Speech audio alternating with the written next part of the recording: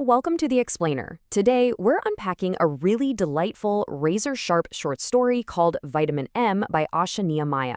On the surface, it feels like a lighthearted tale about a grandpa and his grandson. But once you dig a little deeper, it's actually this brilliant look at family dynamics, the assumptions we tend to make about the elderly, and honestly, one of the most satisfying plot twists you'll ever read. We're going to see exactly how a seemingly innocent day out in the city completely flips the script on who's really taking care of whom. So we've got to start right at the beginning with this opening quote from Ravi's mother, Vidya. It sets up the central conflict perfectly. Picture this. Vidya is rushing around sorting out all these colorful pills for her 75-year-old father, and she drops this line right in front of him. It totally captures this deeply patronizing attitude she has. She's treating her dad like he's barely even in the room, basically assuming that because he's getting older, his brain must be turning to mush. She even uses that overly loud, slow voice, the kind you'd use for a toddler. She genuinely thinks her father is just this frail, helpless old man who desperately needs some fictional vitamin M to fix his memory. Now, what's really interesting here is the massive disconnect between how Vidya sees things and what Grandpa's reality actually is. To Vidya, he's just this forgetful guy who recently got lost on a walk, accidentally took a double dose of meds, and slipped in the garden. She looks at him and sees a liability, somebody who literally needs to be locked up in their pokey little city flat just to stay safe. But let's look at Grandpa's actual reality. The man is a former lawyer. He spent his entire career constructing airtight arguments. For most of his 75 years, he's been fiercely independent. After his wife passed away, he cooked, he shopped, he ran the house. And get this, he regularly sits around analyzing grandmaster chess moves. He casually points out historical mistakes made by Bobby Fischer and Boris Spassky while playing chess with his grandson, Ravi. I mean, this is absolutely not a man who has lost his edge. And you get to see that razor-sharp mind spring right into action the second Vidya leaves for work. Before she leaves, she explicitly tells young Ravi not to let Grandpa leave the house. But Grandpa wants to go out and buy a Tamil newspaper. So does he just walk out the door? Nope. He uses that lawyer-like cunning of his. He looks right at Ravi and drops this perfectly calculated guilt trip. Has she told you to keep me a prisoner here? It is a psychological masterpiece. Ravi, who's already feeling guilty and just wants to prove he's a loyal grandson, immediately folds. He backpedals, insisting that of course Mama wouldn't treat him like a prisoner, which inadvertently gives Grandpa the green light to leave. Grandpa just craftily replies, "Good, then you'll have no objection to my going out." Bam. Checkmate. So he makes his triumphant exit. And he doesn't just sneak out of the house. He literally struts out. He grabs this shiny black mahogany walking stick with a brass eagle's head handle, pops on a bright yellow cap, and gives his stick a jaunty little twirl. He's just wearing his standard white pajama and shirt. But listen, I need you to pay very, very close attention to that bright yellow cap with the coffee stain on the rim. Seriously, lock that specific detail into your brain right now, because it is the absolute linchpin of this entire story. Now, things escalate pretty quickly. Ravi is terrified of his mother finding out, so he decides to secretly trail Grandpa through the city streets. Meanwhile, Grandpa, he is having an absolute field day, gleefully breaking every single rule his overprotective daughter has laid down for him. Check out this itinerary of rebellion. At 10 a.m., he hits the children's park and buys a paper cone of peanuts. By 10:30, he's at a tea stall knocking back a cup of sugary tea, which, by the way, is strictly forbidden at home. 15 minutes later, he scarfs down 2 bananas, another banned item, and then tops the whole thing off with an ice cream from a street cart. He is just consuming a mountain of forbidden sugar. Finally, he weaves through the frantic city traffic and ducks into a barber shop. And while Grandpa is living his best life, Ravi's attempts to secretly tail him are just pure slapstick comedy. He is failing so miserably at being a covert detective. Step 1, he crouches behind this elephant-shaped bush at the park, only to accidentally terrify a toddler and get chewed out by the kid's mother.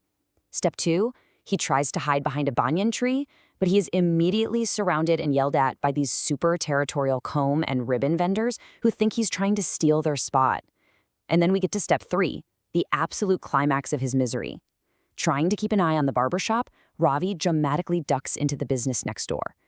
Unfortunately for him, he bursts right into a ladies' hairdressing salon and gets promptly evicted amidst a volley of angry shrieks. Just a total disaster. So now Ravi is sweating. He's completely embarrassed, and he's just been tossed out of a salon. He is in full-blown panic mode. But right then, he spots his target. He sees Grandpa briskly walking over to a bus stop and hopping onto the very first bus that pulls up. Ravi realizes this is his last shot. If Grandpa gets away on that bus, he'll be lost in the city, and Vidya is going to be furious. So Ravi sprints with everything he's got and jumps onto the bus literally seconds before it pulls away. He's panting, elbowing his way through the crowd, and then he spots it, that familiar yellow cap with the coffee stain near the front of the bus. He pushes his way up to confront him. But here is the big twist. The person under that cap is not Grandpa. When the man takes off the cap because it's a little warm on the bus, it reveals a full head of gray hair. And remember, Grandpa is as bald as a table tennis ball. Ravi is just standing there staring at a total stranger. Sure, the stranger is wearing a standard white pajama and shirt, and yes, he has that exact yellow cap with a coffee stain, but the man pleasantly explains to Ravi that some kind, generous old gentleman back in the barber shop insisted he take the cap because it was such a scorcher of a day. In a flash, it hits Ravi. He has been completely outsmarted.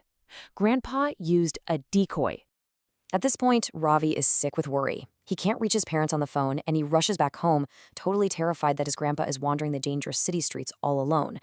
But what does he find when he throws open the front door? The gentle whir of snoring.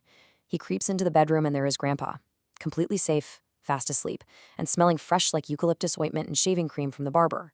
The relief hits Ravi so hard he actually gives the sleeping old man a hug.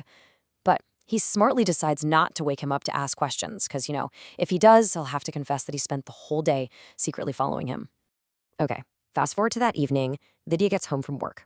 Grandpa casually mentions he had a very quiet morning, while Ravi just stares at the floor, totally embarrassed. Then Grandpa pulls out this surprise, a gift-wrapped parcel for Ravi. Instantly, Vidya snaps right back into that patronizing, condescending tone from the morning.